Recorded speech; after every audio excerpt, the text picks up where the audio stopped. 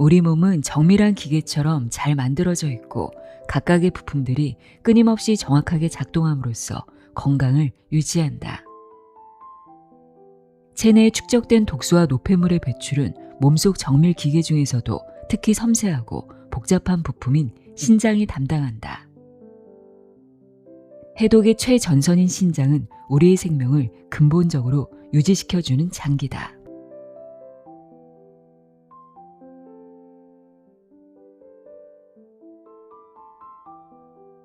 안녕하세요. 나의 소리 책갈피 소리내어 있다입니다.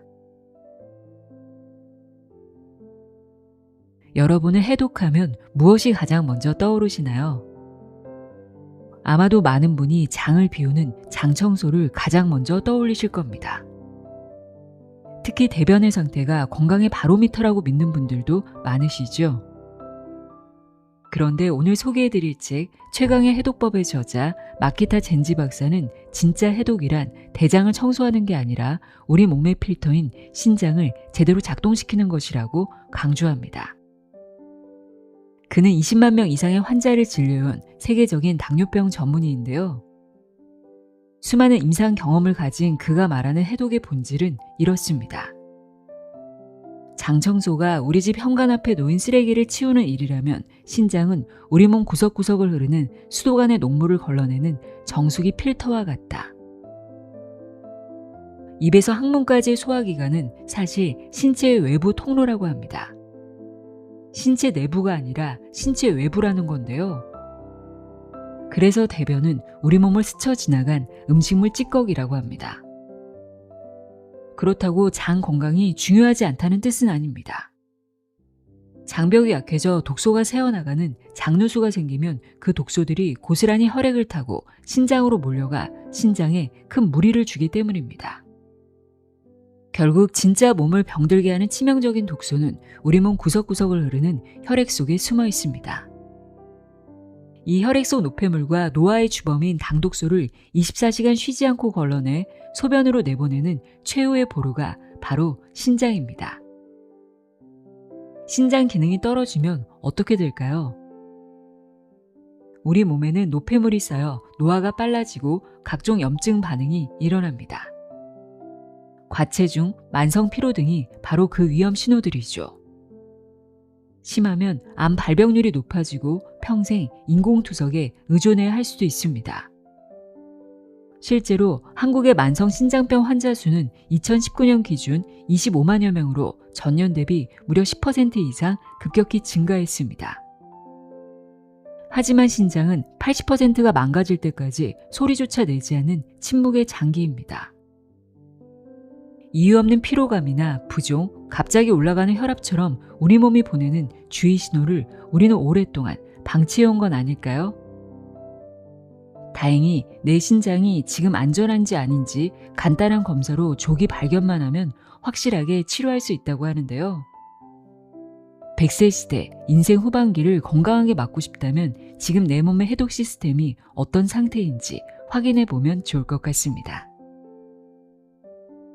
그럼 지금부터 그동안 우리가 몰랐던 진짜 해독의 비밀과 신장을 지키는 방법을 알려주는 마키타 젠지의 최강의 해독법 내용의 일부를 읽어드립니다. 귀 기울여 들어보세요.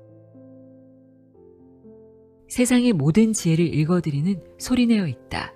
구독과 좋아요, 공유는 큰 힘이 됩니다.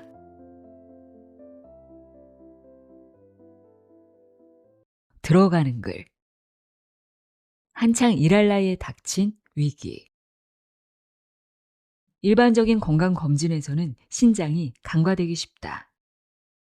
그 결과 매년 4만 명이 인공투석이라는 매우 고통스러운 치료에 들어가고 그중 연간 3만 명이 목숨을 잃는다.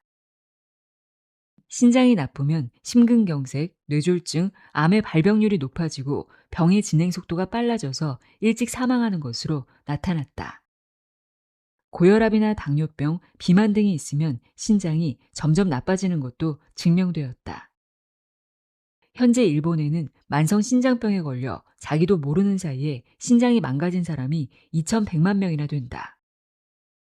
그런데 많은 의사가 그 위험성을 모르고 건강검진에서도 제대로 파악되지 않고 있다. 조기에 발견하지 못해 치료가 늦어지는 안타까운 상황이다. 신장병은 아주 간단한 검사로 조기 발견만 하면 확실하게 치료할 수 있다. 조기에 발견되면 70세가 넘어서도 열심히 일하고 취미나 놀이를 충분히 즐기며 100세까지 여유롭게 살 수 있는 몸을 유지하게 될 것이다. 하지만 발견이 늦어지면 10년 안 되어 병원에 다니는 것이 일과가 되고 일도 그만둘 수밖에 없는 상황에 몰리게 된다. 수명이 단축될 가능성도 크다. 100세 시대를 맞게 되면서 가능한 오래 일하고 싶다. 돈을 모아야지. 나이가 들수록 하체를 단련해야지. 치매에 걸리지 않아야 할 텐데 라고 생각하는 사람이 많을 것이다. 아무래도 많은 사람이 현재 연장선에서 무사히 100세가 될 것이라고 생각하는 듯하다. 단언컨대 지금 이대로는 100세를 맞이할 수 없다. 신장의 기능이 제대로 유지될까의 문제를 간과하고 있기 때문이다. 100세까지 살고자 한다면 그러기 위해 중년 이후에도 일을 잘하고 싶다면 생각을 전환해야 한다. 건강 보조식품을 먹고 스포츠 클럽에 다니고 마사지를 받는 등의 외부적 요소보다 훨씬 중요한 요소가 있다. 자신의 체내에서 생성된 유독 물질을 체외로 배출하는 기능이 어느 정도 작동하고 있는지 살펴보는 것이다. 더하기보다 빼기를 생각할 필요가 있다. 우리 몸은 정밀한 기계처럼 잘 만들어져 있고 각각의 부품들이 끊임없이 정확하게 작동함으로써 건강을 유지한다. 마치 유능한 AI가 감독하는 공장과 같다. 우리 몸에서는 여러 가지가 새롭게 만들어지는 동시에 불필요한 노폐물도 생성된다. 이 노폐물이 잘 배출되지 않으면 몸이 손상되어 결국 죽음에 이르게 된다. 노폐물 배출이라고 하면 대변과 땀을 시원하게 내보내는 것으로 충분하다고 생각하는 사람이 많지만 전혀 다른 문제다. 체내에 축적된 독소와 노폐물의 배출은 몸속 정밀 기계 중에서도 특히 섬세하고 복잡한 부품인 신장이 담당한다. 신장은 몸에서 나쁜 물질을 걸러내 소변을 통해 몸 밖으로 내보내고 있으며 이 작용으로 모든 사람은 생명을 유지하게 된다. 신장이 우리 몸에서 이렇게 중요한 기능을 담당하고 있는데 한창 일할 세대에게서 신장 기능의 이상이 급증하고 있다. 신장에는 노폐물과 독소를 걸러내기 위한 중요한 막이 있다. 그 막은 예를 들어 커피를 내릴 때 쓰는 종이 필터나 에어컨 내부의 필터 같은 역할을 한다. 종이 필터가 찢어져 있으면 커피 찌꺼기가 새어나온다. 에어컨 필터가 관리되지 않고 막혀 있거나 너덜너덜해져 있으면 방 안에 곰팡이와 악취, 더러운 공기가 돌아다닌다. 당신의 신장에 문제가 있으면 이와 유사한 일이 당신의 체내에서 일어나 온몸에 노폐물과 독소가 만연하게 된다. 하지만 신장은 망가지고 있어도 삐걱거리는 소리조차 나지 않기 때문에 정작 본인은 인식하지 못한다. 자각했을 때는 이미 회복 불가능한 상태인 경우가 많다. 만약 당신이 일할 수 있는 정년까지만 살면 돼 라고 말한다면 지금 상태로도 그럭저럭 간신히 버틸 수 있을 것이다. 하지만 인생 100년을 내다보고 인생의 후반기를 충실하게 살겠다는 목표가 있다면 반드시 신장의 해독 기능을 조금이라도 높게 유지해야 한다. 그런데 평소에는 침묵하고 있는 신장이기에 문제를 어떻게 일찍 알아차리고 관리하는가가 현대인의 건강관리에서 최우선할 과제다. 이 책은 40년간 의료 현장에서 일하면서 그중 35년간 신장병 연구와 치료를 이어온 내가 한창 일할 세대들이 조금이라도 빨리 알고 실행해야 할 과제에 대해 쓴 기록이다. 평소에 건강에 유의하며 일과 생활을 소중히 여기는 성실한 사람들이 아무런 증상이 없다는 이유만으로 신장을 망가뜨려 억울한 상황을 맞는 사태를 어떻게든 피하길 바란다. 100세까지 활동할 수 있는지 여부는 신장의 해독 기능이 좌우한다. 먹고 배출하는 것보다 건강체를 만드는 소변 해독 시스템이 중요하다. 음식은 단순히 허기진 배를 채워주는 역할만 하지 않는다. 예를 들면 밥에 들어있는 탄수화물은 포도당으로 고기나 생선에 들어있는 단백질은 아미노산으로 분해된다. 이처럼 음식은 다양한 물질로 분해되어 소장에서 혈액 속으로 흡수된 후 전신으로 운반되어 다양한 용도로 사용된다. 따라서 좋아하는 음식을 신나게 먹고 배가 부르니 만족스럽다고 할 것이 아니라 몸을 제대로 움직이기 위해 어떤 것을 먹을 것인가를 생각해 보는 것이 중요하다. 건강에 대한 의식 수준이 높은 사람이라면 이런 사실을 잘 알 것이다. 하지만 인생 100세 시대를 맞이하여 이 정도의 건강 관리로는 충분하지 않다. 몸을 위해 어떤 음식을 먹어야 할까라는 생각과 더불어 노폐물과 독소를 어떻게 빼낼 것인가에 대해서도 생각해야 한다. 중요한 것은 노폐물과 독소는 대변이 아니라 오로지 소변을 통해 배출된다는 사실이다. 입에서 항문까지를 의학용어로 소화기관이라고 한다. 하나의 파이프처럼 연결되어 있는 소화기관은 체외, 즉 신체 외부에 속한다. 의아할 수도 있지만 체내와는 구별되는 외부 기관이다. 음식이나 물, 공기, 소화액 등이 이 소화기관을 지나가는데 이 과정에서 다양한 영양소와 필요한 수분이 흡수되고 필요 없는 것은 그대로 항문으로 배설된다. 사람의 몸은 훌륭하고 완벽하게 만들어져 있어 외부로 열려있는 소화기관을 통해 필요한 것을 체내로 가져오고 필요하지 않거나 유해한 것은 내보내어 몸속으로 들어가지 못한다. 예를 들어 위액이 강한 산성을 띠는 이유는 유해한 바이러스와 세균을 죽이기 위해서다. 만약 위를 통과한 후에도 유해한 것이 남아있다면 외부로 열려있는 소화관을 통해서 그대로 대변으로 나가버리므로 체내에는 문제가 발생하지 않는다. 즉, 대변을 배설하는 것은 어디까지나 체외에서 일어나는 일이다. 중요한 것은 체내다. 체내에서 발생하는 유해물질은 어떻게 처리할 것인가가 문제다. 체내에서는 다양한 유해물질이 끊임없이 발생한다. 원래 노폐물과 독소는 식사하지 않고 호흡만 해도 생성되는데 기특하게도 신장은 이 불필요한 것들만 소변으로 내보내는 작업을 한다. 특히 몸속에 있는 대량의 단백질은 끊임없이 새롭게 합성되고 오래된 단백질은 분해된 후 간에서 요소라는 물질로 전환되어 신장을 통해 배설된다. 신장이 나빠지면 요소가 배설되지 못하고 체내에 축적되는 요독증이 나타나며 결국 몸속에 독소가 퍼져 목숨을 잃게 된다. 이처럼 신장은 우리의 생명을 근본적으로 유지시켜주는 장기이며 훌륭한 정화 시스템이므로 기능이 손상되면 생명이 위태로울 수 있다. 소변만 봐도 건강 상태를 알 수 있다. 신장에서 만들어지는 소변을 보면 몸이 보내는 다양한 신호를 이해할 수 있다. 당뇨병이 진행되면 포도당이 세포에서 영양분으로 사용되지 못하고 혈액 속에 쌓여 있다가 소변으로 배출된다. 채소에 많이 들어있는 칼륨도 신장에서 조절되어 소변으로 배출되는데 신장 기능의 저하 등으로 정상 배출되지 못하고 쌓이면 고칼륨 혈증 상태가 되면서 부정맥을 일으켜 생명에 위협이 될 수 있다. 비타민 B 복합체를 과다 복용할 경우 소변이 짙은 노란색을 띠고 독특한 냄새가 나는데 이 또한 과다 복용한 분량이 신장에서 걸러져 소변으로 배출되기 때문이다. 이처럼 신장은 몸속에서 여러 가지 성분이 적절한 양만큼만 남도록 조절하므로 과다 섭취한 분량은 소변으로 내보낸다.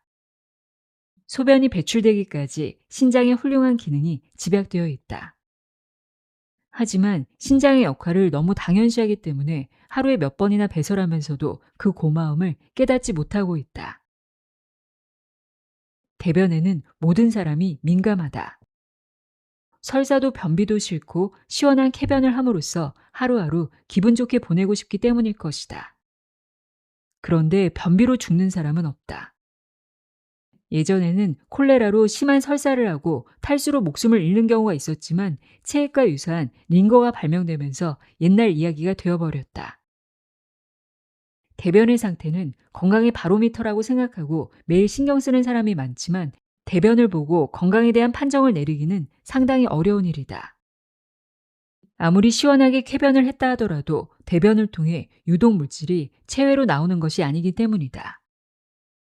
대변에 들어있는 것은 우리가 먹은 음식물의 가스와 장내 세균의 사체, 대량으로 나온 소화 효소 같은 것들이다.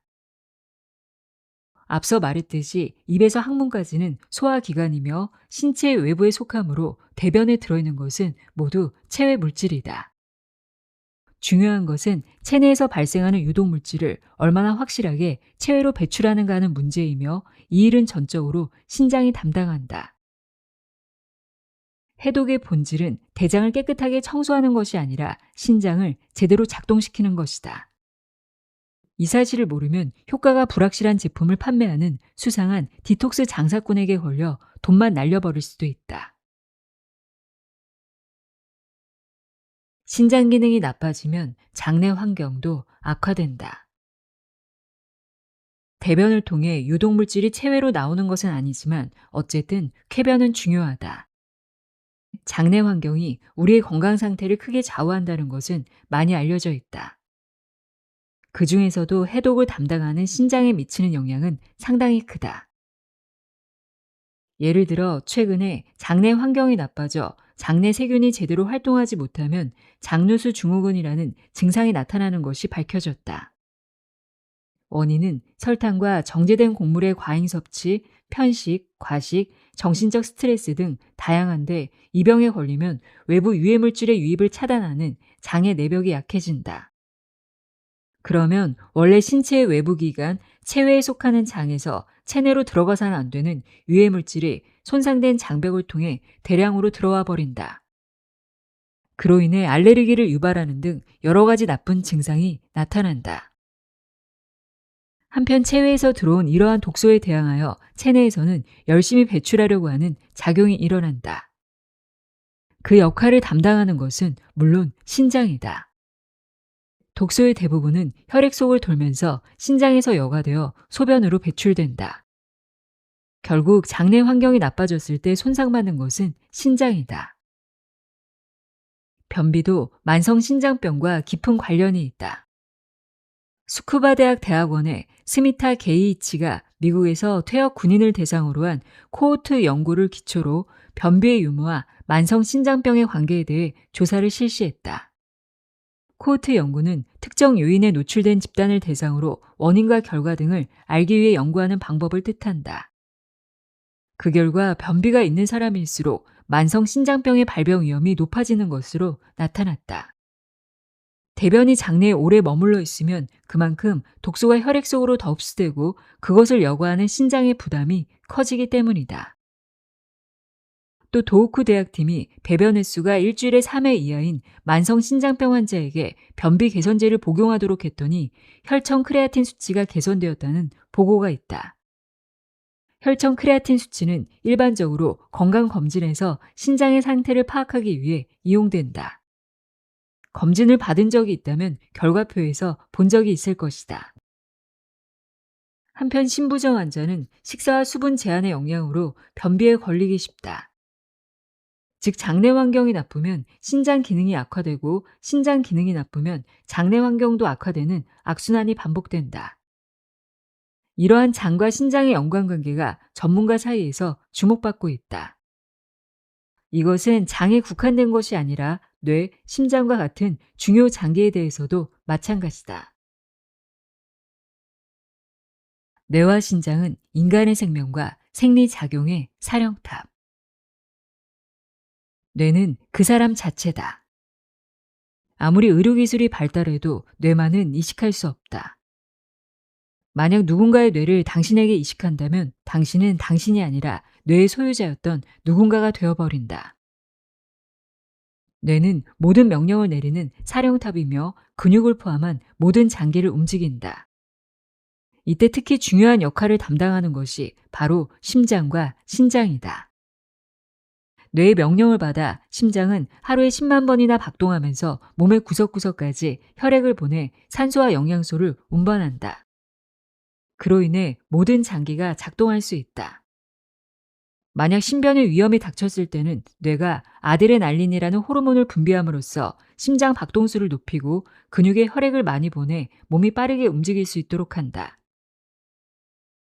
마찬가지로 뇌는 신장에도 명령을 내려서 다양하게 조절한다. 그중 하나가 체내 수분량을 조절하는 것이다.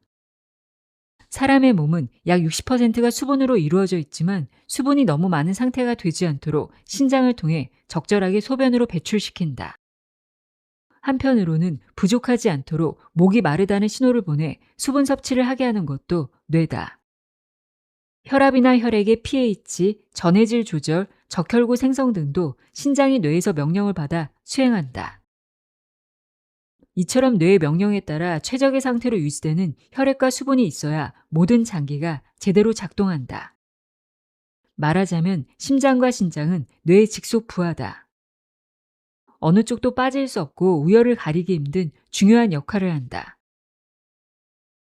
그런데 만성 신장병은 심근경색처럼 그 자리에서 목숨을 잃을 정도의 강한 발작이 일어나지 않기 때문에 아무래도 가볍게 여겨진다. 게다가 상당히 악화되어도 자각 증상이 거의 없을 정도다. 그래서 신장 기능을 체크하는 검사가 필수적이다. 신장이 시시한 취급을 받고 있지만 심장과 같은 수준으로 생명 유지에 필수적인 역할을 하고 있는 것은 틀림없다. 더구나 심장과 신장은 떼려야 뗄 수 없는 관계에 있는데 이를 심신증후군이라고 한다. 모든 병의 근원인 염증은 AGE 때문에 발생한다. 왜 만성 신장병이 모든 질병을 초래하는 걸까? 만성 신장병에 걸리면 AGE, 최종 당화산물이라는 질이 아주 나쁜 노화 촉진 물질이 대량 생산되어 우리 몸 곳곳에 붙어서 염증을 일으키기 때문이다. AGE는 몸속의 정상 조직에 끈적하게 달라붙어서 그 조직을 파괴한다.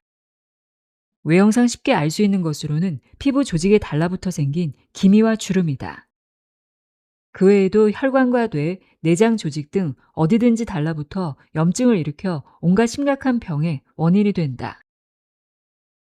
신장병의 경우에는 다음과 같은 흐름으로 발생한다. 신장에는 노폐물을 여과하는 중요한 막이 있다. 이 막은 커피를 끓일 때 사용하는 종이 필터와 같은 역할을 한다. 그런데 AGE가 그 막에 달라붙어 염증을 일으키면 작은 구멍이 뚫리고 그 구멍을 통해 원래 나오지 않아야 할 단백질 등의 물질이 소변으로 새어나오는 것이다. 만성 신장병도 그렇지만 심장질환이나 뇌질환, 암 등 다른 대부분의 질병이 염증으로 인해 발생한다는 것이 최근의 견해다.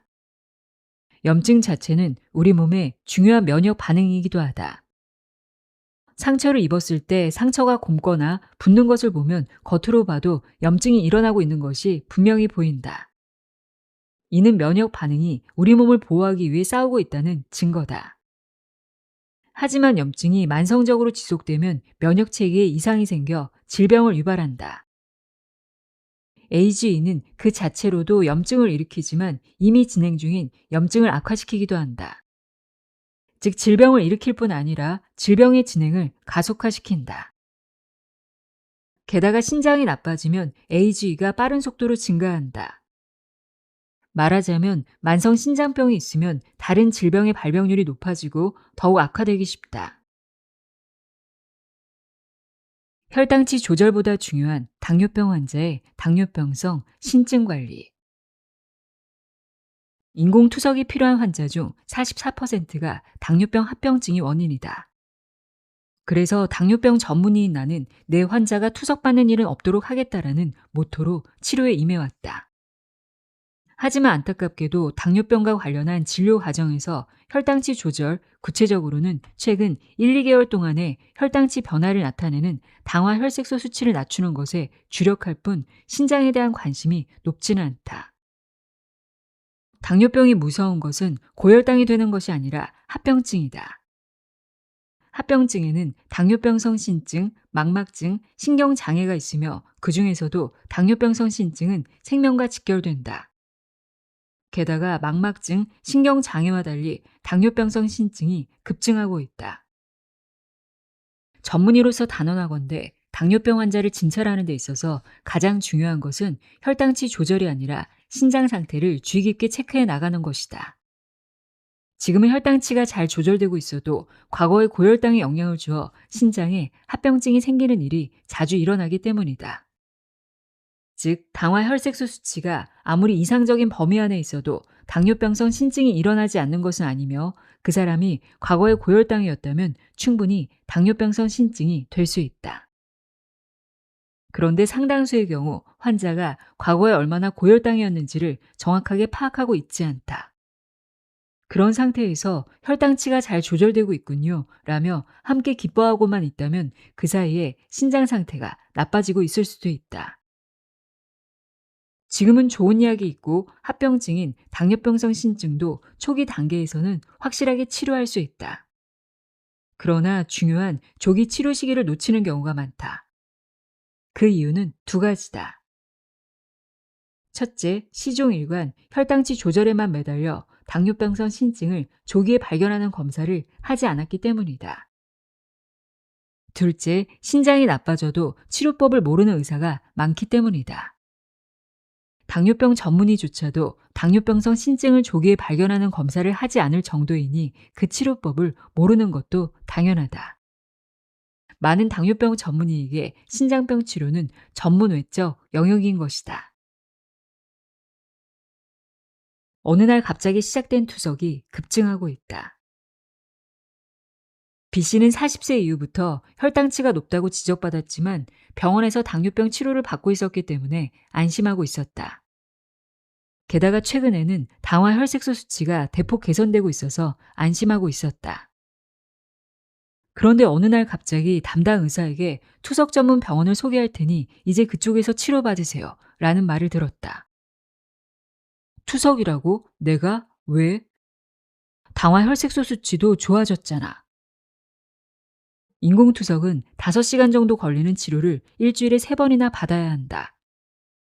그러면 여행은 고사하고 근무도 계속할 수 없을 것이다. 55세 여성이 인공투석을 시작하면 수명은 15년이나 단축된다. 내 인생은 이제부터야 라고 생각하고 있던 B씨는 엄청난 충격을 받았다. 당황하는 B씨에게 주치의는 혈액검사 중 혈전 크레아틴이라는 항목의 수치를 보여주고는 이 정도 수치라면 이제 어쩔 수 없습니다 라고 담담하게 설명할 뿐이었다. 실제 의료 현장에서 B씨와 같은 경우를 자주 볼 수 있다. 환자는 자신이 당뇨병 치료를 제대로 받고 있어서 아무런 문제가 없다고 생각했다. 그런데 신장이 어느새 망가져 있었고 갑자기 의사에게서 인공투석이 필요하다는 말을 듣게 된다. 이 같은 비극이 반복되는 데는 그럴 만한 이유가 있었다. B씨의 담당 의사가 지표로 삼았던 혈전 크레아틴 수치로는 만성 신장병을 조기에 발견할 수 없었던 것이다. 정말 중요한 것은 알부민뇨라는 검사다. 진짜로 무서운 것은 해독할 수 없는 몸이 되는 것. 앞에서 나온 B씨는 인공투석이 필요할 정도로 신장 상태가 악화되었음에도 당화 혈색소 수치는 개선되고 있었다. 어떻게 이런 일이 일어났을까? 아이러니하게도 합병증인 당뇨병성 신증이 상당히 진행되면 오히려 혈당치는 조절이 잘 된다.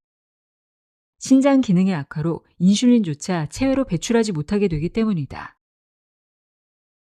우리가 무언가를 먹으면 혈당치가 상승한다. 그러면 상승한 혈당치를 낮추기 위해 인슐린이라는 호르몬이 췌장에서 분비되어 혈당이 오르는 것을 적당히 억제해준다. 그리고 몇 분 동안 일한 인슐린은 신장에서 해독되어 소변으로 배출되는 것이 정상적인 과정이다. 그런데 당뇨병 환자는 인슐린 효과가 감소하여 혈당치가 상당히 상승한다. B씨는 주사로 인슐린을 보충했지만 인슐린 주사를 맞아도 좀처럼 혈당치가 조절되지 않았다. 이전에는 B씨의 당화 혈색소 수치도 높게 나타났다. 신장이 나빠지면서 원래라면 몇 분 후에 체외로 배출되어야 할 인슐린이 배출되지 않고 혈액 속에 남는다. 그리고 계속해서 혈당치를 낮추는 작용을 하므로 결과적으로 당화 혈색소 수치가 내려가는 것이다. 신장이 나빠져서 투석이 불가피하게 되면 혈당 조절이 오히려 좋아지다니 아이러니한 이야기다. 실제로 인슐린 투여를 멈출 수 있을 정도로 혈당이 조절되는 사람도 적지 않다. 하지만 이런 경우에는 아무리 혈당치가 떨어져도 전혀 기뻐할 수 없다. 그 사람의 신장은 더 이상 모든 독성 물질을 배출할 수 없는 상태가 되었기 때문이다. 인공투석은 그러한 신장을 대신하여 해독하는 치료다. 따라서 일단 투석을 시작했는데 멈추게 된다면 바로 죽음으로 이어진다. 해독할 수 없는 몸이 되는 이유. 알부민뇨 검사가 많은 환자의 생명을 구한다. 조만간 투석받게 될 환자를 앞에 두고 의사가 마지막까지 말을 못하는 데는 이유가 있다. 의사 본인은 고칠 수 없기 때문이다. 지금은 의학이 발전해서 실제로 신장병이 상당히 악화되어도 치료할 수 있게 되었는데 그런 사실을 상당수의 의사가 모르고 있다. 일찌감치 환자에게 알리면 어떻게든 낫게 해주세요 라고 부탁을 받을 터인데 치료할 방법을 몰라서 알리지 못하는 것이다. 환자의 바람에 부응할 수 없다는 것은 의사로서 매우 괴로운 일이다. 고백하자면 예전에 내가 그랬다. 내가 모교인 홋카이도 대학병원에서 일하던 30년 전의 일이다. 홋카이도 대학병원에는 홋카이도 각지에서 치료하기 어려운 환자들이 모여들고 있었는데 당뇨병도 마찬가지였다. 그 당시에 나는 당뇨병 합병증인 당뇨병성 신증이 무섭다는 것을 알고는 있었지만 혈청 크레아티닌 수치에만 신경 쓰고 있었다. 그리고 환자의 혈청 크레아틴 수치에 이상이 생기면 신장병 전문의에게 환자가 치료를 받을 수 있도록 소개장을 썼다. 어느 날 신장병 전문의 선생님이 이렇게 말했다. 마케타 선생님은 환자의 혈청 크레아틴 수치에 이상이 생기면 신장이 조금 나빠지기 시작한 정도라고 생각하고 내게 소개장을 써주시죠. 다른 당뇨병 전문의들도 모두 그렇습니다만 큰 실수를 하는 겁니다. 혈청 크레아틴 수치에 이상이 생기면 이미 때를 놓친 상태예요. 그때는 이미 신부전이 진행되고 있기 때문에 몇 년 안에 투석을 시작할 수밖에 없어요. 더 빨리 나한테 보내주면 고칠 수 있습니다. 알부민뇨 검사를 해서 수치가 300이 넘으면 바로 소개해 주세요. 이때 나는 처음으로 알부민뇨 수치를 파악하는 것이 얼마나 중요한지 알게 되었다. 그 이후 알부민뇨 검사에서 이상 수치가 나왔을 때 어떻게 하는지 치료법을 열심히 찾았다. 2012년 무렵 미국과 유럽에서 스피로놀 락톤이라는 성분의 약을 잘 사용하면 상당한 중증의 신장병도 낫는다고 하는 지금까지의 상식을 근본적으로 뒤집는 연구 결과도 발표되었다. 이전까지는 이약이 체내에서 칼륨 성분을 증가시키는 부작용이 있어서 신장이 나쁜 사람에게는 사용하지 않는 것으로 알려져 있었다. 처음에는 나도 반신반의하는 마음으로 조심스럽게 사용해 보았다. 그랬더니 놀랍게도 상당히 악화된 환자의 신장이 크게 좋아졌다. 알부민뇨 수치가 무려 2000을 넘어 투석이 불가피했던 환자의 수치가 거의 정상으로 개선되었던 것이다. 이러한 식견을 나에게 알려준 선배 의사와 전 세계의 연구자 그리고 함께 노력해주는 환자들 덕분에 지금의 나는 이제 투석 외에는 방법이 없습니다. 라며 포기했던 사람들을 구할 수 있게 되었다. 내 환자를 투석만은 받지 않도록 하겠다라는 모토를 관철할 수 있게 된 것도 이러한 의학의 진보 덕분이다. 그래서 나는 지금도 혈청 크레아틴 수치로 판단하고 있는 의료 현장과 그로 인해 만성 신장병을 악화시키고 있는 환자들에게 투석 환자를 한 사람이라도 더 줄이기 위해 진실을 알아야 합니다. 라고 호소할 수밖에 없다. 단백질 보충제가 신장 건강을 악화시킨다는 놀라운 사실. 일반인들이 몸에 좋을 것이라는 생각으로 적극적으로 섭취하는 것 중에서 신장을 나쁘게 하는 것이 있다. 대표적인 것이 단백질 보충제다. 나는 단백질 보충제에 대해 강한 위기감을 느끼고 있어 여러 곳에서 반복해서 내 생각을 전달하고 있다. 많은 사람이 단백질 보충제를 많이 섭취하면 건강에 좋다고 믿고 있으며 게다가 보충제로 단백질을 섭취하면 훨씬 효율적이고 근력 저하도 억제할 수 있다는 생각으로 적극적으로 섭취하고 있기 때문이다. 예전에는 보디빌더를 비롯한 극소수의 사람들이 사용하던 단백질 보충제를 지금은 누구나 손쉽게 구할 수 있게 되었다. 물에 풀어서 마시는 파우더 타입 외에 막대 모양의 바 혹은 젤리 등 보다 간편하게 섭취할 수 있는 형태로 만들어져 편의점에서 판매되기도 한다. 이것을 식사 대용으로 먹는 사람도 있다. 이런 상황에서 내가 그 위험성을 말하면 보충제를 먹는 사람들은 의문을 제기하거나 강하게 반발할 수도 있다. 당신이 권하는 대로 당질을 제한하려면 결국 단백질을 많이 먹어야 하는데 왜 단백질 보충제는 안 되는 거죠? 원료가 우유나 콩 같은 천연 재료인데 보충제를 섭취하는 것이 왜 좋지 않은가요? 먼저 알아둬야 할 것은 우리에게 필요한 단백질의 양은 우리가 식사할 때 먹는 고기나 생선, 두부 등으로 충분하다는 것이다. 일반인이 필요로 하는 단백질의 양은 음식으로 섭취가 부족할까 봐 혹은 운동하고 있다고 해서 굳이 보충할 필요는 없다. 다음 세 가지 사항을 명심해야 한다. 1. 근육 트레이닝을 해도 단백질을 섭취할 필요가 없다. 2. 단백질을 섭취해도 근육은 붙지 않고 운동 성능도 오르지 않는다. 3. 단백질을 너무 많이 섭취하면 신장이 나빠진다. 특히 원재료로 구성한 식단이 아니라 인공적으로 만들어진 분말이나 젤리 형태, 액상 단백질 보충제, 아미노산 보충제 섭취는 피하는 것이 좋다. 비록 그것이 우유나 콩으로 만들어진 것이라 하더라도 마찬가지로 신장을 나쁘게 한다.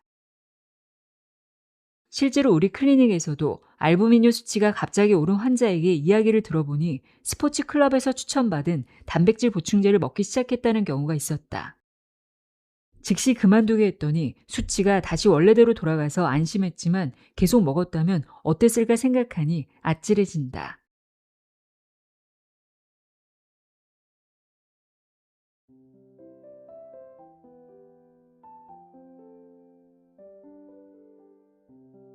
최강의 해독법 읽어드렸습니다. 해독의 본질은 비우는 것 이상으로 걸러내는 힘을 지키는 것임을 알 수 있었습니다. 오늘 영상이 신장 건강의 중요성을 인식하는 데 도움이 되었길 바랍니다. 오늘도 함께 해주셔서 고맙습니다.